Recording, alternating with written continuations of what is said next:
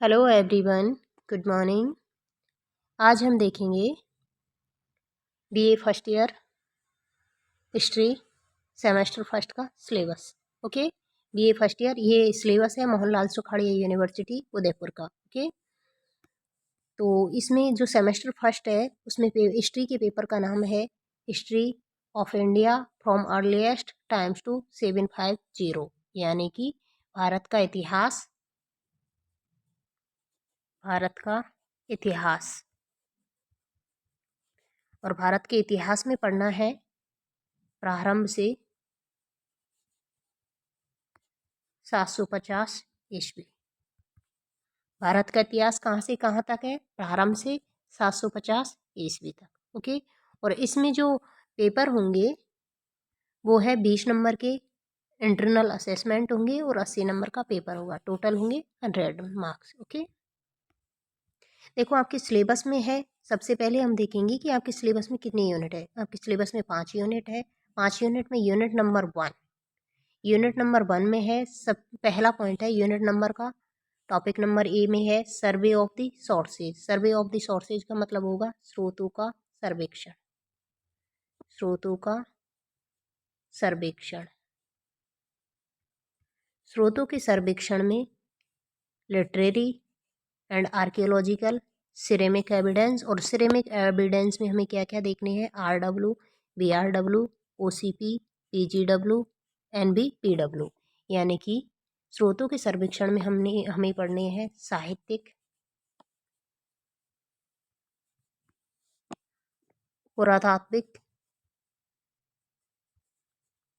साहित्यिक साक्ष्य है, पुरातात्विक साक्ष्य है, और तीसरे है मृदभांड।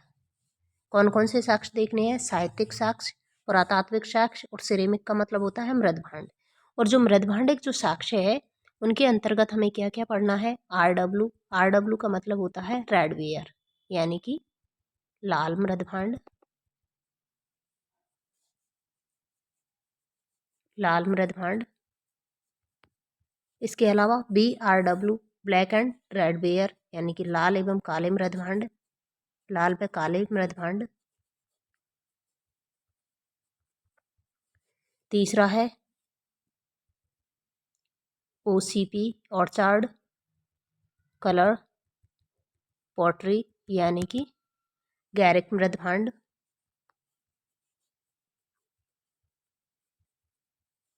गैरिक मृदभांड है। उसके अलावा PGW। PGW का होता है, PGW का मतलब होता है पेंटेड ग्रे वेयर, यानी कि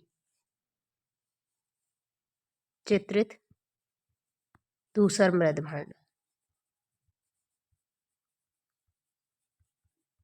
चित्रित धूसर मृदभांड PGW। और PGW के अलावा है NBPW।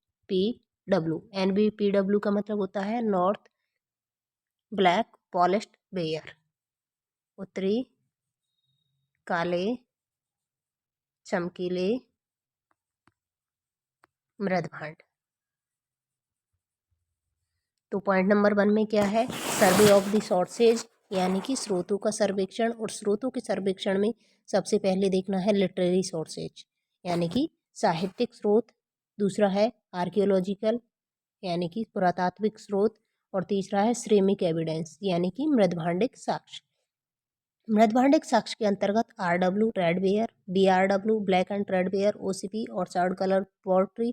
तीसरा है PGW, नेक्स्ट है PGW यानी कि पेंटेड ग्रे वेयर, और NBPW यानी कि north black polished ware. Okay, तो यूनिट नंबर का पॉइंट नंबर 1 में हमें स्रोतों का सर्वेक्षण पढ़ना है। यूनिट नंबर 1 का पार्ट 2 यानी कि बी में क्या पढ़ना है? Pre history. प्री हिस्ट्री का मतलब क्या होता है? प्री हिस्ट्री का मतलब होता है पूर्व इतिहास। पूर्व इतिहास, इसे हम पूर्व इतिहास के अलावा प्राग इतिहास भी बोल सकते हैं। क्या बोलेंगे?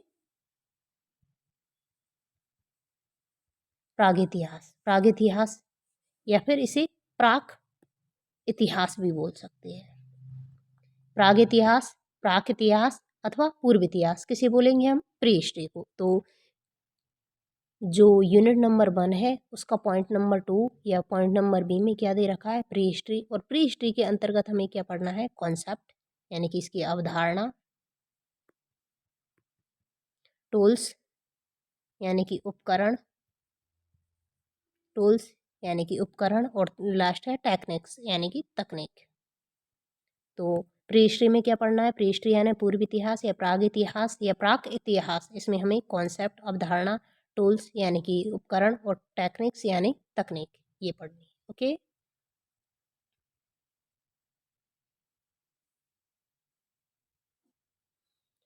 अब यूनिट नंबर 1 का पॉइंट नंबर 3 है पैलियोलिथिक।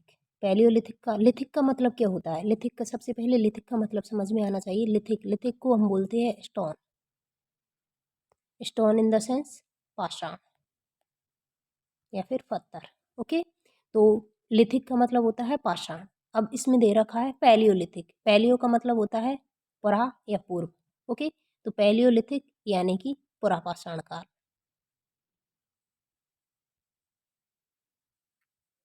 पुरापाषाण काल।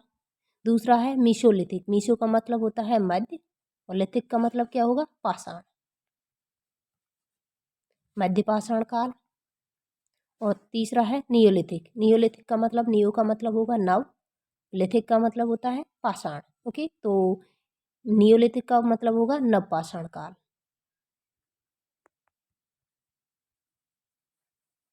नवपाषाण काल यानी पैलियोलिथिक, पुरापाषाण काल पढ़ना है, मध्यपाषाण काल पढ़ना है, और नियोलिथिक कल्चर यानी कि हमें पढ़ना है पाषाण संस्कृति, पाषाणकालीन संस्कृति। पाषाण काल को हम 3 पार्टों में डिवाइड करते हैं। पैलियोलिथिक यानी कि पुरापाषाण काल, मीसोलिथिक यानी कि मध्यपाषाण काल, और नियोलिथिक यानी कि नवपाषाण काल। ये तीनों पॉइंट पढ़ने हैं। ये है आपकी यूनिट नंबर 1। यूनिट नंबर 1 में 3 पॉइंट है। सर्वे ऑफ द सोर्सेज यानी कि स्रोतों का सर्वेक्षण, जिसमें लिटरेरी एंड आर्कियोलॉजिकल और सिरेमिक एविडेंस, जिसमें साहित्यिक स्रोत, पुरातात्विक स्रोत और मृदभांडिक साक्ष्य तीनों पढ़ने हैं। इसके अलावा प्री हिस्ट्री में हमें पूर्व इतिहास या प्राग इतिहास पढ़ना है, और इसके अंतर्गत हमें कॉन्सेप्ट यानी कि इसकी अवधारणा, टूल्स उपकरण और टेक्निक्स यानी कि तकनीक, तीनों चीज़ें पढ़नी है। इसके अलावा हमें पैलियोलिथिक का मतलब होता है पुरापाषाण काल, पैलियोलिथिक, मीसोलिथिक यानी कि मध्यपाषाण काल, एंड नियोलिथिक यानी कि नवपाषाण काल, तीनों संस्कृतियाँ पढ़नी। ये है आपकी यूनिट नंबर 1। ओके। अभी आपकी जो यूनिट नंबर 2 है, ये है आपकी यूनिट नंबर 2, और यूनिट नंबर 2 में पढ़ना है आप लोगों को प्रोटो हिस्ट्री। प्रोटो हिस्ट्री का मतलब क्या होता है? प्रोटो का मतलब होता है आद्य, ऐतिहासिक काल, आद्य ऐतिहासिक काल। हिस्ट्री को हम 3 पार्टों में डिवाइड करते हैं, जो पूर्व ऐतिहासिक काल, आद्य ऐतिहासिक काल, और तीसरा होता है ऐतिहासिक काल। पहली यूनिट थी, हमने उसमें देखा था क्या? पूर्व ऐतिहासिक काल या प्रागैतिहासिक काल। और इस यूनिट में हम देख रहे हैं प्रोटो हिस्ट्री। प्रोटो हिस्ट्री का मतलब होता है आद्य ऐतिहासिक काल। आद्य ऐतिहासिक काल में हमें क्या देखना है? कॉन्सेप्ट यानी कि इसकी अवधारणा। इसके अलावा हड़प्पा सभ्यता, हड़प्पा सभ्यता, और हड़प्पा सभ्यता को ही हम बोलते हैं सिंधु घाटी सभ्यता। यानी कि प्रोटो हिस्ट्री में हमें क्या देखना है? आद्य ऐतिहासिक काल में इसकी अवधारणा के अलावा इसमें हड़प्पा सभ्यता, और हड़प्पा सभ्यता के अंतर्गत हमें देखना है ओरिजिन यानी कि उद्भव, अर्बन प्लानिंग यानी कि नगर योजना, पॉलिटिकल ऑर्गेनाइजेशन का मतलब होता है राजनीतिक संगठन, राजनीतिक संगठन, रिलीजियस बिलीफ्स यानी कि धार्मिक विश्वास,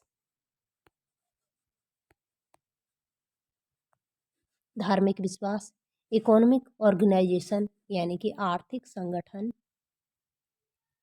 धार्मिक विश्वास के अलावा क्या पढ़ना है? आर्थिक संगठन, और डिक्लाइन यानी कि हड़प्पा सभ्यता का पतन। पॉइंट नंबर 1 में, यूनिट नंबर 2 की पॉइंट नंबर 1 में क्या पढ़ना है? Proto history. प्रोटो हिस्ट्री का मतलब होता है आद्य ऐतिहासिक काल। आद्य ऐतिहासिक काल में उसकी अवधारणा, इसके अलावा हड़प्पा सभ्यता, और हड़प्पा सभ्यता के अंतर्गत हमें हड़प्पा सभ्यता का उद्भव, नगर योजना, पॉलिटिकल ऑर्गेनाइजेशन यानी कि राजनीतिक संगठन, रिलीजियस बिलीफ्स यानी कि धार्मिक विश्वास, इकोनॉमिक ऑर्गेनाइजेशन आर्थिक संगठन, और डिक्लाइन यानी कि हड़प्पा सभ्यता का पतन। पॉइंट नंबर बी में क्या पढ़ना है, यानी कि यूनिट नंबर 2 का पॉइंट नंबर 2 या पॉइंट नंबर बी, इसमें पढ़ना है हमें वैदिक कल्चर। वैदिक कल्चर यानी वैदिक संस्कृति। वैदिक संस्कृति। वैदिक संस्कृति के अंतर्गत देखना है हमें क्या क्या, ओरिजिन यानी कि उद्भव, पॉलिटी,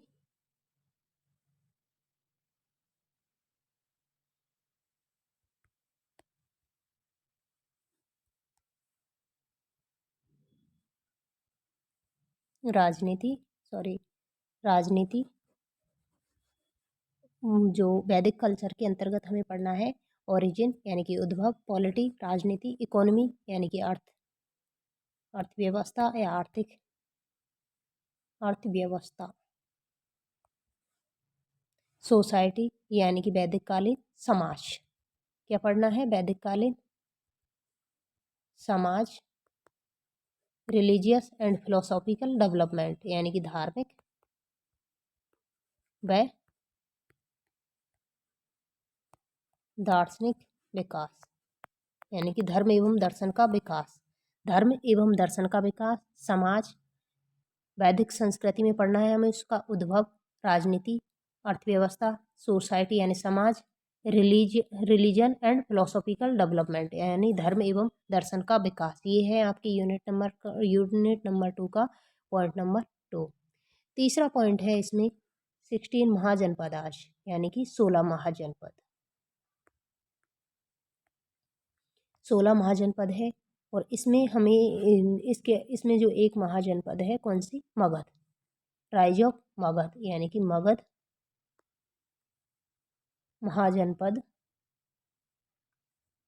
का उदय या फिर मगध महाजनपद का उत्कर्ष, ये पढ़ना है। आपके जो यूनिट नंबर 3 है, यूनिट नंबर 3 में पॉइंट नंबर 1 है पीरियड ऑफ रिलीजियस मूवमेंट यानी कि धार्मिक आंदोलनों की अवधि। क्या होगा पॉइंट नंबर 1, धार्मिक आंदोलनों की अवधि या धार्मिक आंदोलनों का काल। ओके, और धार्मिक आंदोलनों के काल में हमें क्या क्या पढ़ना है, जैसे सबसे पहले है मटेरियल बैकग्राउंड यानी कि इसकी भौतिक पृष्ठभूमि पढ़नी पड़ेगी। भौतिक पृष्ठभूमि, use of iron plough. Use of iron plough इसका मतलब होता है लोहे के हल के उपयोग, लोहे के हल के उपयोग। राइज ऑफ न्यू क्लासेज यानी कि नए वर्गों का उदय, नए वर्गों का उदय। जैनिज्म एंड बुद्धिज्म, जैन और बौद्ध धर्म, और जैन और बौद्ध धर्म के अंतर्गत क्या क्या पढ़ना है, ओरिजिन एंड टीचिंग्स यानी कि जैन और बौद्ध धर्म का उदय और शिक्षाएं। जैन धर्म और बौद्ध धर्म, इन दोनों के अंतर्गत क्या पढ़ना है, उदय इनका और शिक्षाएं। ओके, ये है आपके यूनिट नंबर 3 का पॉइंट नंबर 1। ओके, दूसरा पॉइंट है आपके द मौर्यन एज यानी कि मौर्य काल। और मौर्य काल में सोर्सेज यानी कि मौर्य काल के सबसे पहले स्रोत पढ़ने होंगे, उसके बाद राजनीति, राजनीति के बाद अर्थव्यवस्था, राजनीति अर्थव्यवस्था सोसाइटी यानी कि समाज पढ़ना है, मौर्यकालीन समाज। एंड रिलीजन यानी कि समाज और धर्म, समाज और धर्म। इसके अलावा अशोकाज धम्मा यानी कि सम्राट अशोक का धम्म। इसके अलावा हमें क्या पढ़ना है, अशोक का धम्म, अशोक का धम्म या अशोक का धर्म। ओके, अशोक के धम्म के अलावा पढ़ना है हमें एडमिनिस्ट्रेशन यानी मौर्यकालीन प्रशासन। डिक्लाइन ऑफ द एम्पायर यानी कि साम्राज्य का पतन, मौर्य साम्राज्य का पतन, मौर्य साम्राज्य का पतन। ओके, तो यूनिट नंबर 3 का पॉइंट नंबर 2 में क्या है, द मौर्यन एज यानी कि मौर्य काल। मौर्य काल में हमें मौर्य काल के स्रोत, राजनीति, अर्थव्यवस्था, समाज व धर्म और सम्राट अशोक का धम्म, इसके अलावा मौर्यकालीन प्रशासन, डिक्लाइन ऑफ द एम्पायर यानी कि मौर्य साम्राज्य का पतन, ये सब पढ़ना है। नेक्स्ट पॉइंट है यानी कि जो यूनिट नंबर 3 का पॉइंट नंबर 3 है, पोस्ट मौर्यन एज यानी कि मौर्योत्तर काल। मौर्योत्तर काल, और मौर्योत्तर काल में क्या क्या पढ़ना है, मौर्योत्तर काल में हमें सबसे पहले मौर्योत्तर काल के सोर्सेज, स्रोत। दूसरा है रीजन ऑफ पुष्यमित्र शुंग यानी कि पुष्यमित्र शुंग का शासन। इसमें हमें क्या क्या पढ़ना होगा, पुष्यमित्र शुंग का शासन, पुष्यमित्र शुंग का शासन, गौतमीपुत्र सातकर्णी।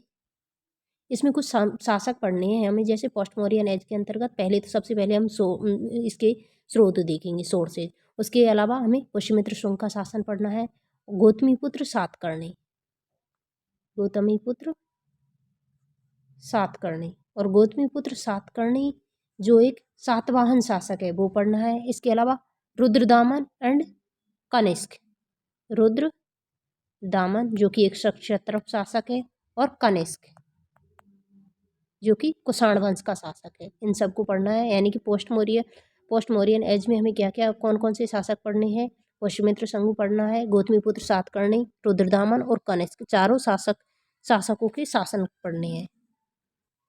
इसके अलावा जो पोस्ट मौर्यन एज है यानी कि मौर्योत्तर काल है, उसमें व्यापार और आर्थिक संगठन, व्यापार व आर्थिक संगठन, व्यापार व आर्थिक संगठन पढ़ना है। सोसाइटी यानी कि मौर्योत्तरकालीन समाज, मौर्योत्तरकालीन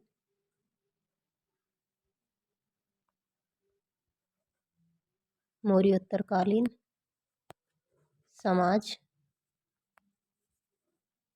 रिलीजन यानी कि धर्म, आर्ट एंड आर्किटेक्चर यानी कि कला व स्थापत्य कला, कला व वास्तुकला, कला व स्थापत्य।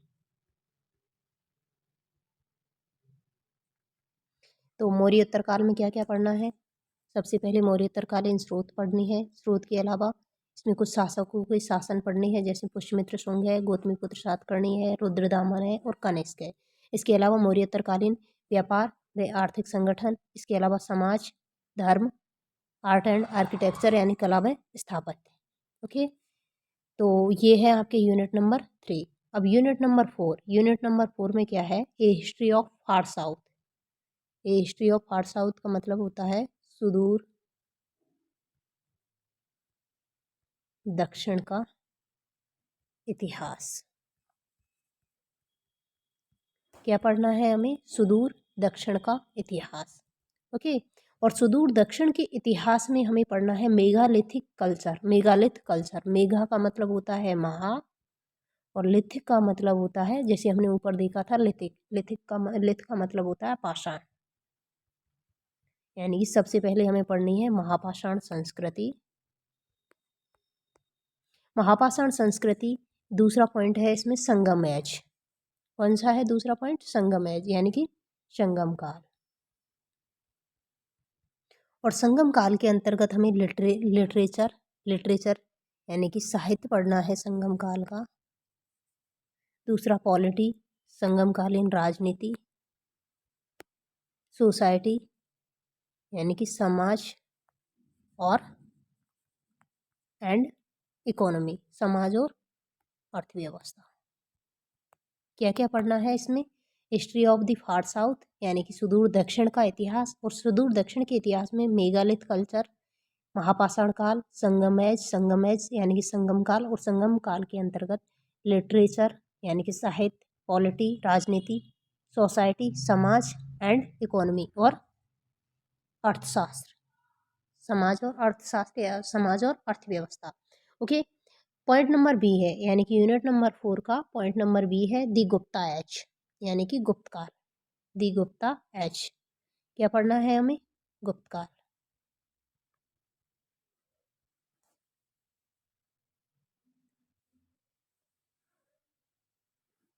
और गुप्त काल के अंतर्गत हमें क्या क्या पढ़ना है? गुप्त काल में पढ़ना है state and administration. State and administration का मतलब होता है राज्य और प्रशासन। गुप्त काल में सबसे पहले हमें राज्य व प्रशासन पढ़ना है। गुप्त काल में राज्य व प्रशासन। ओके, गुप्तकालीन राज्य व प्रशासन। उसके अलावा हमें दूसरा पढ़ना है सोसाइटी एंड इकोनॉमी, समाज व अर्थव्यवस्था। गुप्तकालीन राज्य व प्रशासन, दूसरा पॉइंट है इसी में समाज, गुप्तकालीन समाज व अर्थव्यवस्था। तीसरा है आर्ट एंड आर्किटेक्चर, कला व स्थापत्य। कला व स्थापत्य पढ़ना है। इसके अलावा लिटरेचर यानी कि गुप्तकालीन साहित्य। और क्या पढ़ना है हमें? गुप्तकालीन साहित्य। और अंत में हमें क्या देखना है? साइंस एंड टेक्नोलॉजी, गुप्तकालीन विज्ञान व तकनीक। विज्ञान व तकनीक। ओके, तो गुप्त काल में क्या क्या पढ़ना है? पॉइंट नंबर हमारा बी है, यूनिट नंबर 4 का पॉइंट नंबर बी है दी गुप्ता एज यानी कि गुप्त काल, स्टेट एंड एडमिनिस्ट्रेशन राज्य व प्रशासन। और इसके अलावा इसमें सोसाइटी व इकोनॉमी यानी समाज व अर्थव्यवस्था, आर्ट एंड आर्किटेक्चर कला व स्थापत्य, लिटरेचर साहित्य, साइंस एंड टेक्नोलॉजी यानी कि जो विज्ञान एवं तकनीकी। पॉइंट नंबर सी में है post Gupta kingdoms in north and south India यानी कि उत्तरी व दक्षिणी भारत में या उत्तर व दक्षिण भारत में, उत्तर व दक्षिण भारत में गुप्तोत्तर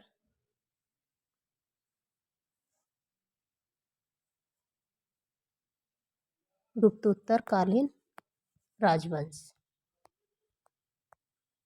उत्तरी व दक्षिणी भारत में या फिर उत्तर या दक्षिण भारत में। ओके, उत्तर व दक्षिण भारत में गुप्तोत्तरकालीन राजवंश। ओके, यानी कि गुप्त काल के बाद के जो उत्तर भारत और दक्षिण भारत में जो प्रमुख राजवंश थे वो पढ़ने हैं। ओके, और इसमें कौन कौन से राजवंश पढ़ने हैं? जैसे वर्धन वंश। वर्धन वंश का सबसे बड़े वर्धन वंश का सबसे शक्तिशाली शासक कौन था? हर्षवर्धन। वर्धनाज। इसके अलावा चालुक्य, पल्लव और चोल। कौन कौन से पढ़ने हैं जिसमें चालुक्य, पल्लव और चोल तीनों है दक्षिण भारत में? और जो वर्धनाज है यानी कि जो वर्धन वंश है वो है उत्तरी भारत में। ओके, तो जो गुप्तोत्तर काल में हमें कौन कौन से वंश पढ़ने हैं? चालुक्य वंश, चोल वंश, पल्लव वंश और वर्धन वंश। पॉइंट नंबर 4 है social and economic changes in post Gupta's period. Post Gupta period यानी कि गुप्तोत्तर काल में क्या पढ़ना है हमें? इसमें गुप्तोत्तर काल में या गुप्तोत्तर कालीन समाज व अर्थव्यवस्था में, गुप्तोत्तरकालीन समाज व अर्थव्यवस्था में परिवर्तन। गुप्तोत्तरकालीन समाज व अर्थव्यवस्था में परिवर्तन, ये है आपके यूनिट नंबर 4 का पॉइंट नंबर 4। ओके, ये है आपकी लास्ट यूनिट, यूनिट नंबर 5। और यूनिट नंबर 5 में आपको क्या पढ़ना है? यूनिट नंबर 5 में आपको पढ़ना है डेवलपमेंट ऑफ आइकोनोग्राफी। आइकोनोग्राफी होता है, आइकोनोग्राफी का मतलब होता है प्रतिमा विज्ञान। प्रतिमा विज्ञान, और प्रतिमा विज्ञान का मतलब होता है मूर्तिकला। मूर्तिकला, तो डेवलपमेंट ऑफ आइकोनोग्राफी का मतलब होता है मूर्तिकला का विकास। क्या पढ़ना है आपको? यूनिट नंबर 5 का पॉइंट नंबर 1 है मूर्तिकला का विकास।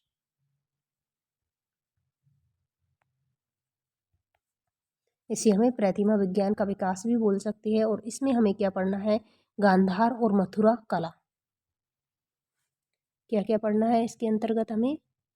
गांधार कला और मथुरा कला। गांधार कला व मथुरा कला। ओके, ये है यूनिट नंबर 5 का point number 1। Point number B है या पॉइंट नंबर सेकंड है आर्किटेक्चरल डेवलपमेंट। आर्किटेक्चरल डेवलपमेंट का मतलब होता है वास्तुकला का विकास। वास्तुकला का विकास। और वास्तुकला के विकास के अंतर्गत हमें क्या क्या पढ़ना है? वास्तुकला के विकास के अंतर्गत हमें पढ़ना है स्तूप। स्तूप जो कि मौर्यकालीन प्रमुख स्तूप है अशोक के समय के। इसके अलावा नागर, द्रविड़ और बेसर स्टाइल्स ऑफ टेम्पल आर्किटेक्चर, यानी कि मंदिर निर्माण की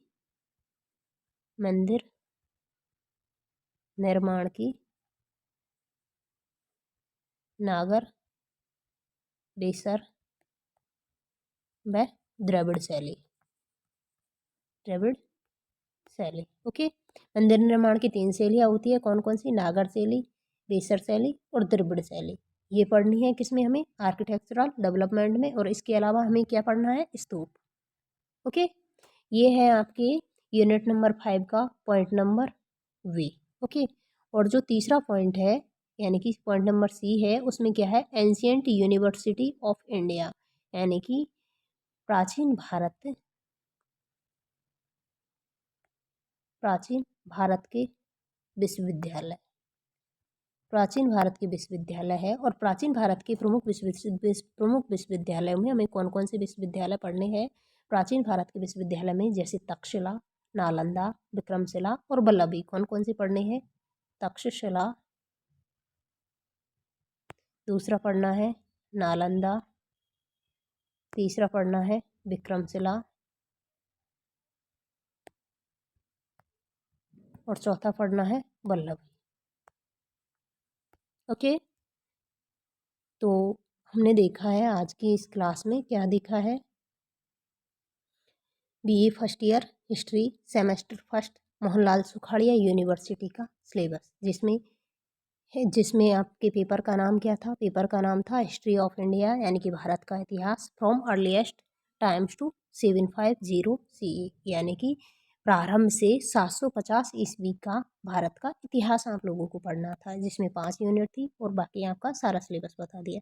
इसमें जो टेक्स्ट बुक है वो नीचे दे रखी है, जैसे BD महाजन है, एंशियंट इंडिया। इसके अलावा जो इसमें रेफरेंस बुक्स भी दे रखी है, आप इनमें से कोई सी भी परचेज कर सकते हो। ओके।